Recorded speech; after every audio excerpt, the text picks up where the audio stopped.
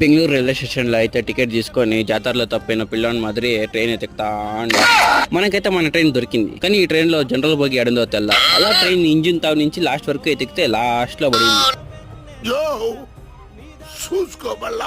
ఈ రోజు ఈ విస్టర్ బ్లాగర్ మీకు హాస్టల్స్ నుంచి ఇంటి నుంచి హాస్టల్స్ పోయే స్టూడెంట్స్ బ్యాగుల్లో ఏముంటుందో మీకు చెప్తాడు. ఇంటికి పోయే స్టూడెంట్స్ బ్యాగుల్లో ఉతకాల్సిన బట్టలు, ఇంటి నుంచి హాస్టల్స్ పోయే వాళ్ళ బ్యాగుల్లో ఉతికిన బట్టలు విత్ చాక్లెట్లు అని బిస్కెట్.